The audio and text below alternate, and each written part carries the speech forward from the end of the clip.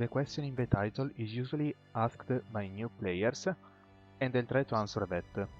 But you have to understand that usually in Arknights you don't only have one team of 12 units and that's it.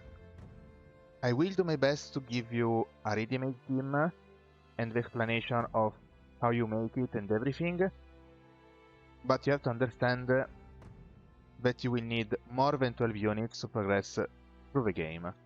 That said, let's start the process of building a team, and then we will go later into why a team is not enough.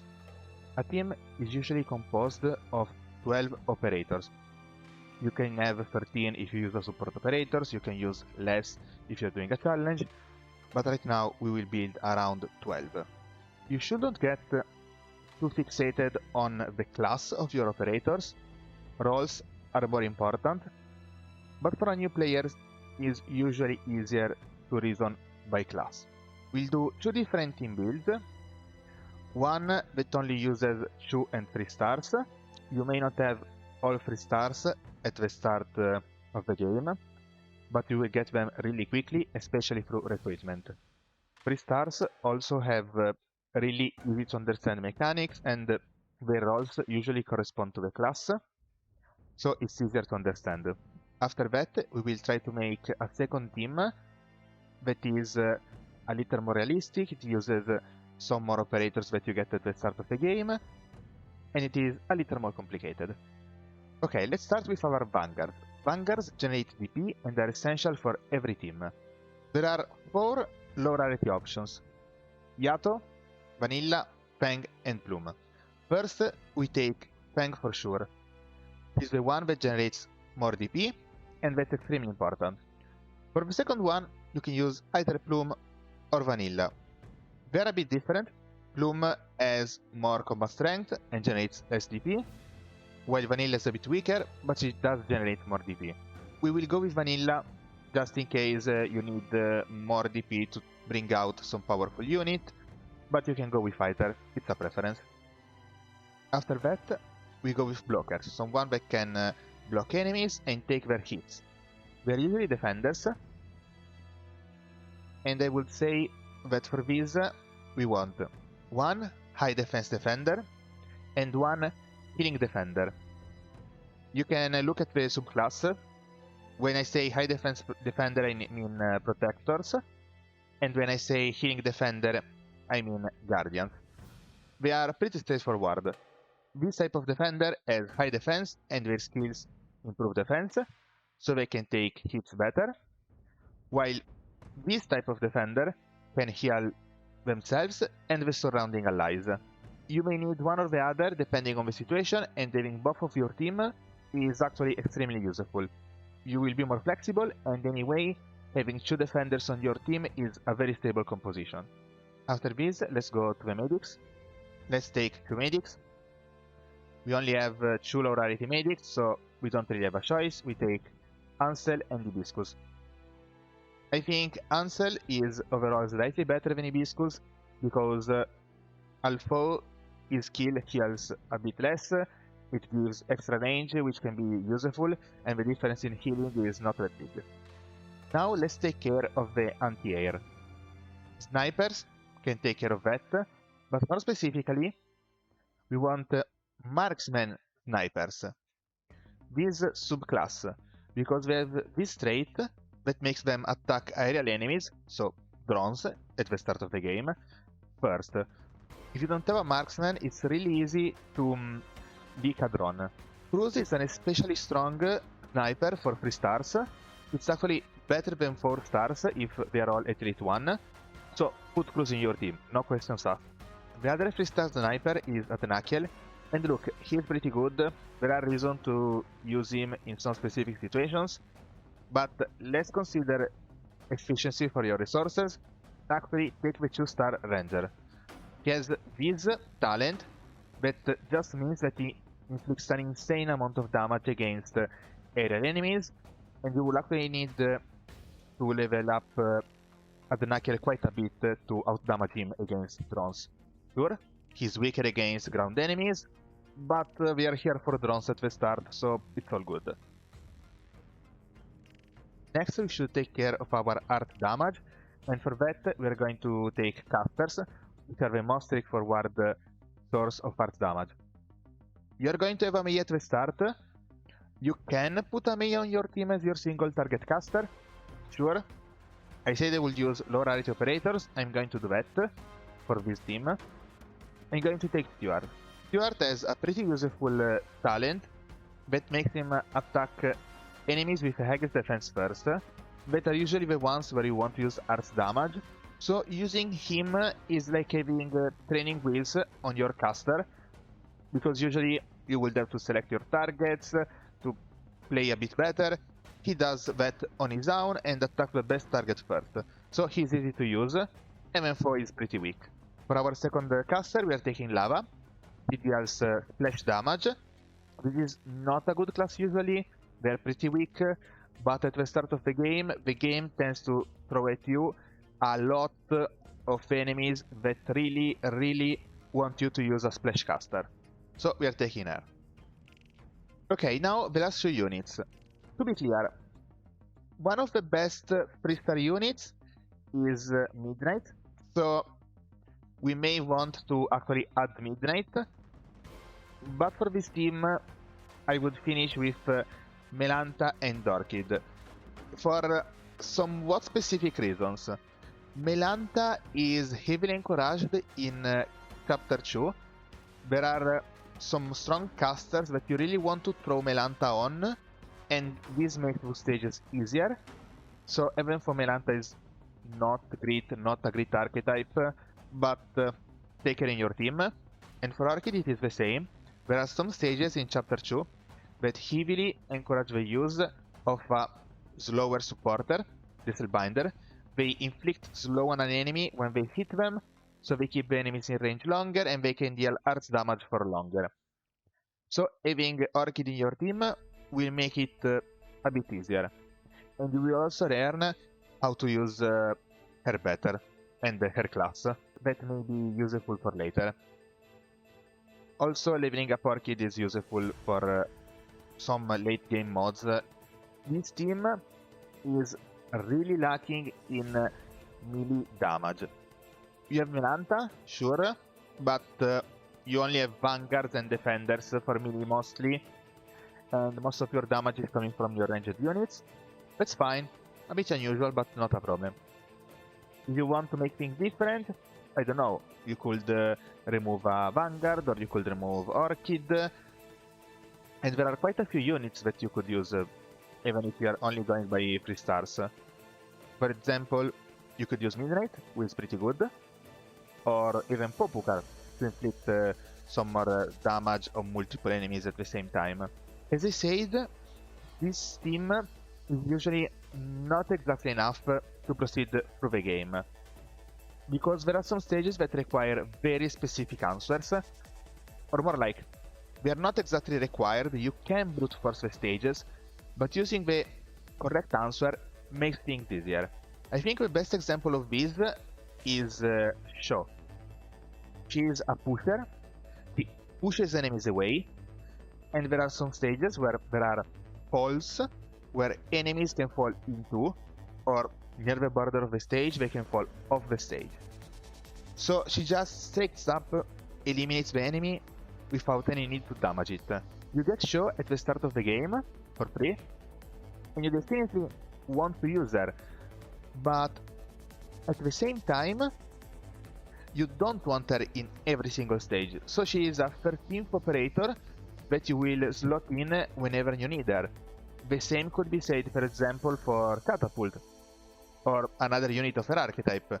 She deals splash physical damage instead of art, and she's useful to have sometimes, but usually maybe you can start with 2 marksmen, because drones are the bigger problem at the start of the game.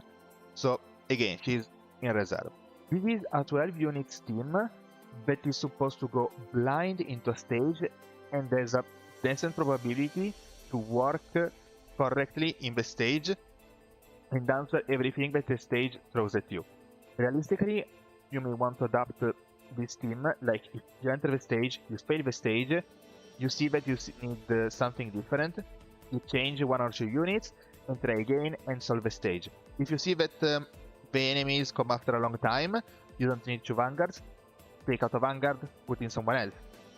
There are no drones, take out rangers. You don't need so much healing, take out a medic. Actually, in most stages, 2 medics and a healing defender is a bit too much. But since you don't know the stage the first time, you may want extra healing because maybe you will place your medic in the wrong spot. You may have to retreat your medic and then you have to wait 60 seconds to replace your medic, and 60 seconds without any healing is a bit harsh. So you know, that helps. Now let's build a similar team, but using slightly higher rarity units or units that you get slightly later in the game. Something to consider is that at the start of the game you get a few transfer permits. You get one with these 4 units and one with these 4. You also get a free Amiya, and you also get a free 6-star permit. From the 6-star permit, the usual recommendations are either Saria or Silver Rush. From this permit, the recommendation is usually Lapland. From this permit, honestly, it doesn't matter too much, none of these are outstanding. I like Project Red, a lot of people like Silence, whoever you prefer. I will be using Lapland in the compositions because you should get her. With that said, let's try to make a composition that also uses some of these units. At the start of the game, you also get a permit to bring to Elite 2 max level one of your units. Some people use it on Lapland, actually most people, but some people also use it on Amiya because she's needed at Elite 2 later in the game for story reasons. Let's start with Vanguards again. This time we use the most used Vanguard in the game, I suppose. We take Myrtle. Just has so much DP regeneration that you most of the time don't need another Vanguard to generate DP. You can do it all on her own. She's extremely easy to get. Sure, there is a $1 pack that has her, but realistically, you can get her from recruitment, just a DP recovery or Vanguard tag together with a healing tag, and you get her. Learn to use recruitment efficiently. Since Myrtle generates all DP, for the other slot that was a Vanguard earlier, we don't exactly want a Vanguard, but we want a unit that is pretty strong while fighting, but also pretty cheap. It can be a Vanguard, for example, Vinya. She's a charger, she has good stats, and she also has good damage per hit on skill, so she can be useful later. Another option could be Courier, because you really want more DP or you think he has some good blocking. Another unit, if you have her, could be Cantabile or even Surfer. They are agents, they are a really good class. I won't recommend her. You can use her, she has some good traits, but I won't recommend Regurachka. I won't show him because I don't have him, but you could also put Mountain here. Sure, he's a guard, but he's cheap and he can fight the enemies really well. So he's a really good unit to deploy at the start of the stage. If you have a Mountain, because you really wanted to take him from the permit, or you pulled him, or whatever, slot a Mountain in here maybe. For this example, I'll take Vinya. Then we're going with Defenders. For Defenders, I will still use the same formation as earlier, one Healing Defender and one Defender. For the Healing Defender, we're going with the 4-star Gummy. You can use Spot, you can keep using Spot. Gummy is usually easier to use, you just put her on skill 1 and forget about her. No need to think about skill timing. The difference in performance is not that big for, unless you decide to issue Gummy, so you can keep using Spot if you want. For the Defender, you will usually take Quora, because she's just really good. But if you are unlucky and you don't have her, you can take Bubble, she kind of does the same thing, there is no big difference, any one of these two is fine. Okay, now let's say that you have used your training apparatus to bring Lapland to max level. You're probably going to slot in Lapland. So, let's slot her in. After this, let's take care of drones. We are still going to use Cruise. As I said, there is no real need to upgrade from Cruise early in the game. There are 4 stars that do better in various circumstances. but if you're going in blind, just use cruise. She's cheap, she's good damage, perfect. After this, we want to take care of arts damage, and for that we're going to take a single target caster. Okay, realistically, we want to get an upgrade over Steward. Indigo is good, Click is good. Click is the better one here. Click has a really good damage, but let's say you don't get Click, you may want to either keep using Steward or to go to Amiya. I will put Amiya here. I think Click is much better, not only from an efficiency point of view because Click costs less resources to raise, but Click's damage is much higher. But as I said, you could not have her.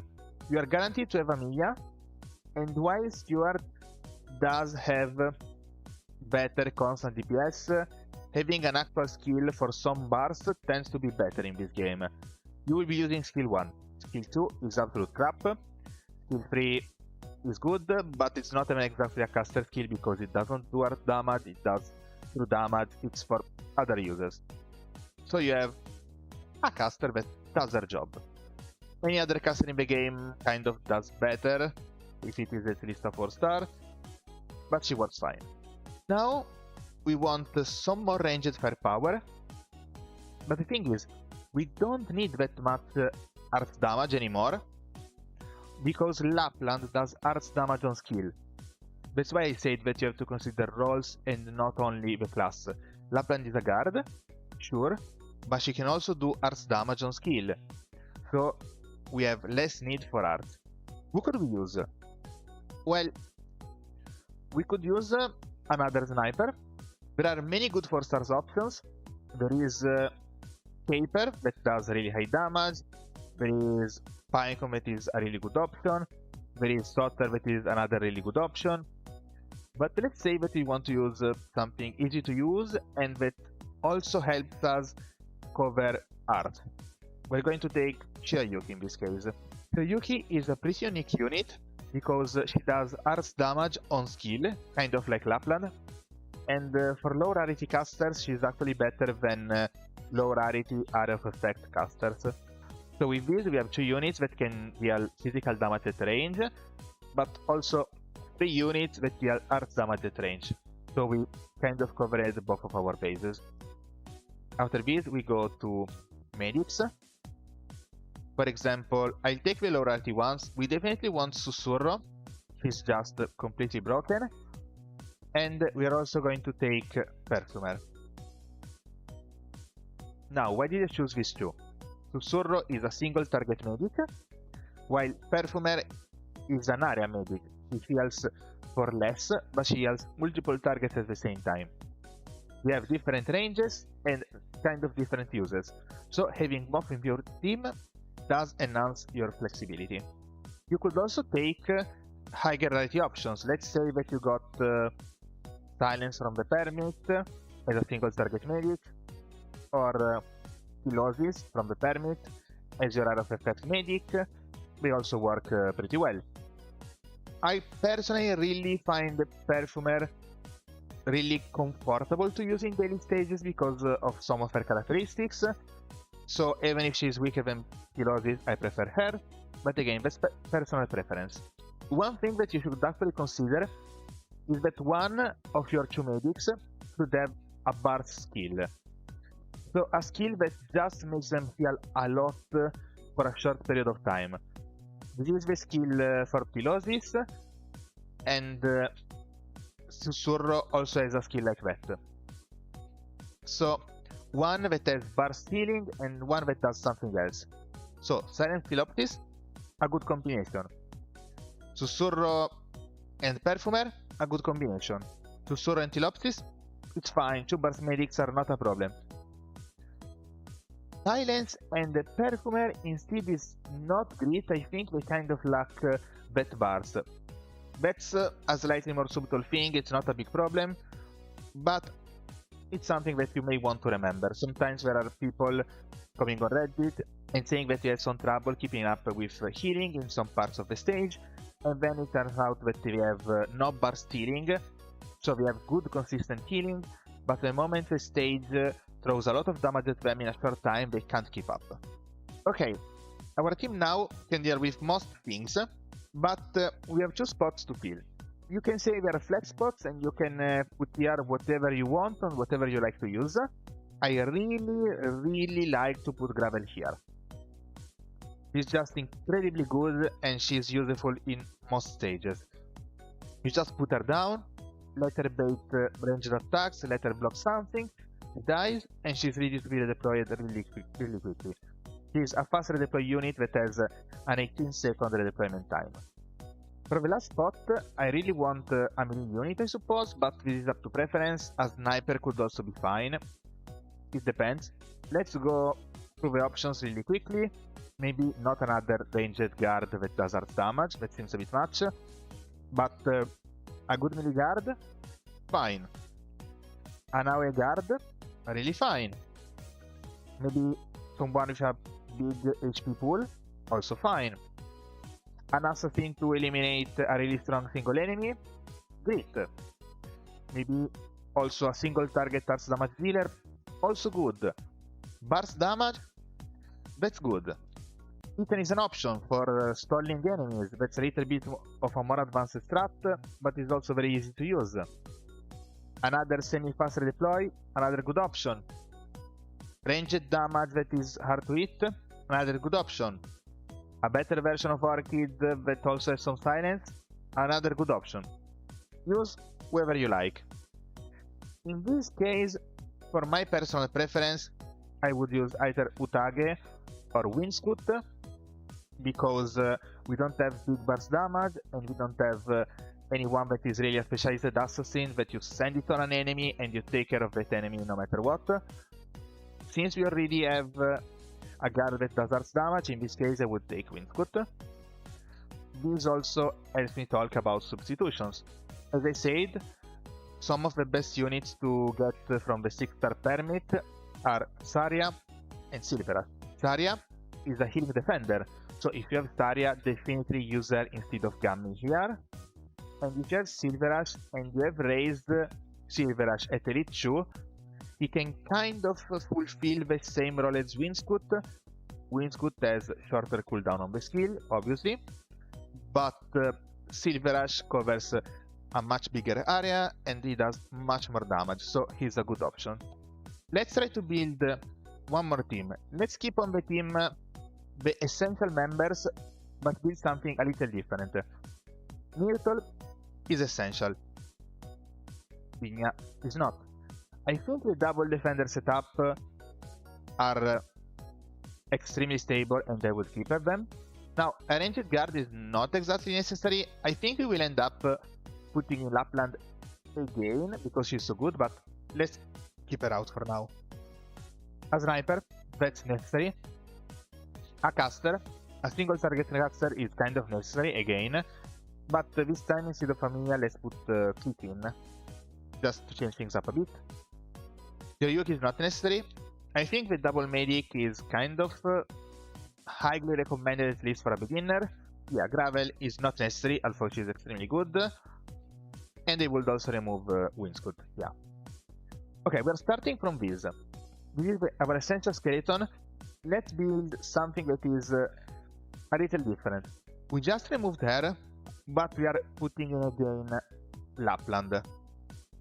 I know, that seems weird, but think about it. We want a guard, probably, that can fight on the ground. We want some rage, it may not be bad. Lord guards are pretty good. And among the Lord guards, Lapland is a pretty good one. And she's the only high rarity option that you're guaranteed to have. You could choose another Lord guard. I don't know, Thorns if you have him, whoever you have. But in this case, I'm guaranteed that you have Lapland because of the recruitment permit, so I will put her in again. If you don't have her, this could be Arin or even Midnight, they are all pretty good. But Lapland is just better because of the silence. At this point, to do something differently compared to before, we want one more sniper. I think we could do this in an interesting manner. There are two options for the sniper, okay, in my mind right now. One escaper, a really good single target damage. If we do this, And we don't want to put a splash caster because again they're pretty bad, especially low rarity ones. We are lacking in area of effect damage, so to cover for that, I would probably use, well, I could use something like Popukar that hits multiple enemies, but if you have him, use Hummus. Hummus is just so good. Okay, and this is a possible combination, but we could also switch things up.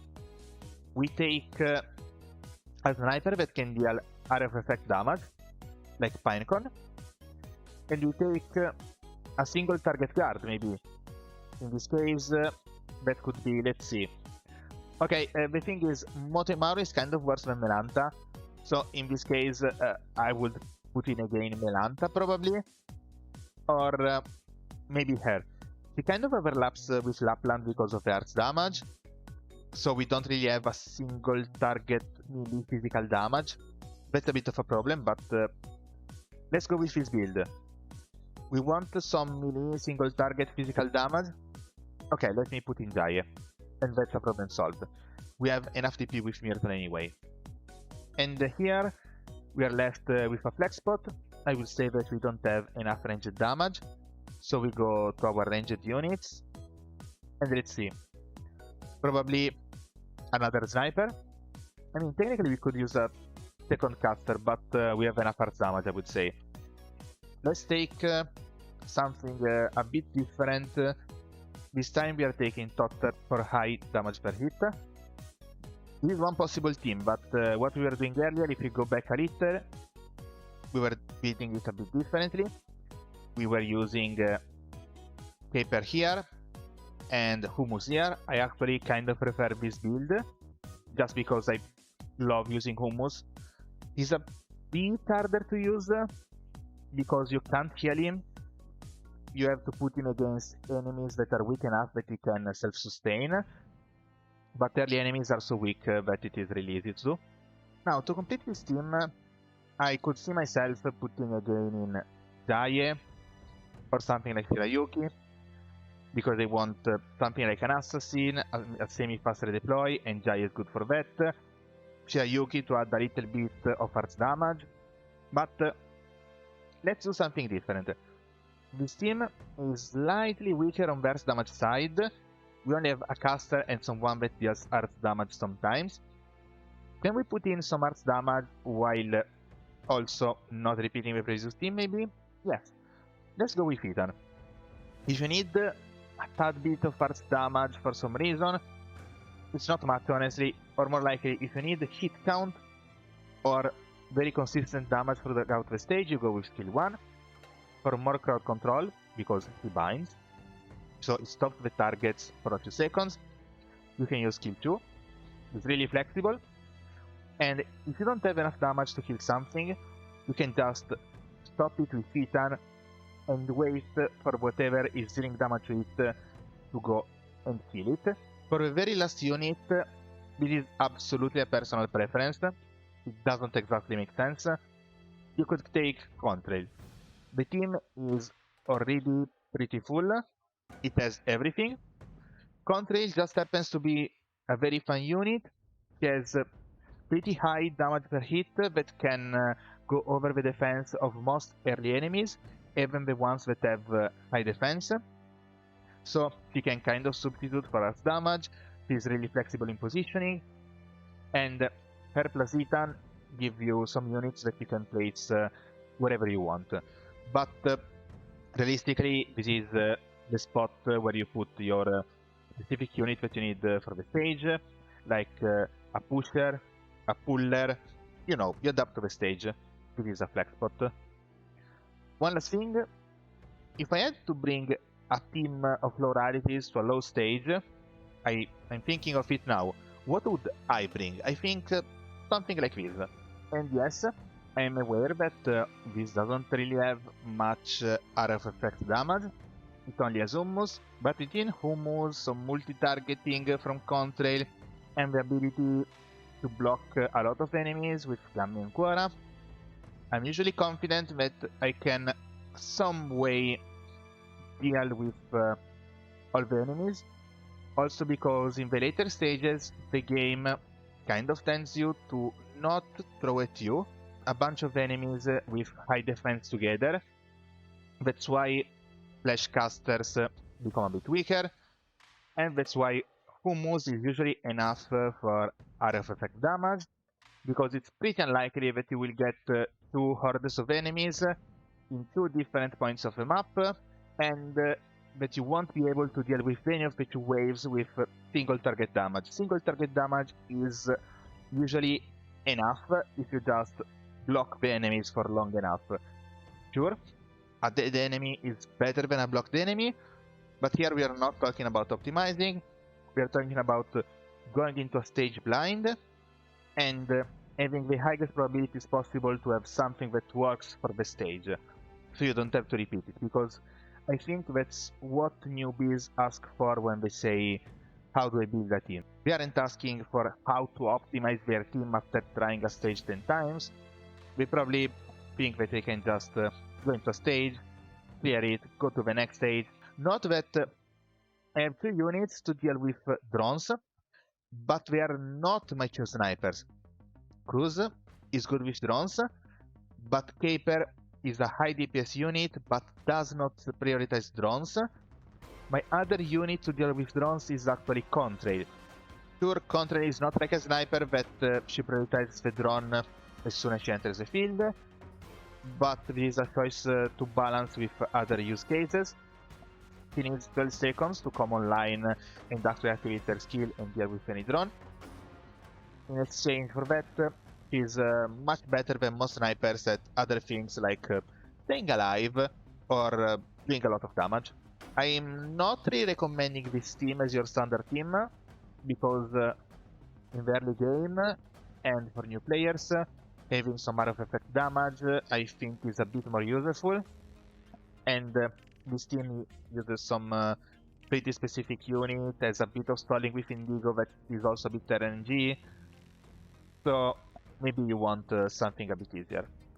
But this is also a team that works. I think I've given enough examples. I hope this video was useful. I uploaded for a long time. I have 50 minutes of footage. I hope the video is at most 20 minutes. I know that it won't be. Okay, bye, see you next time.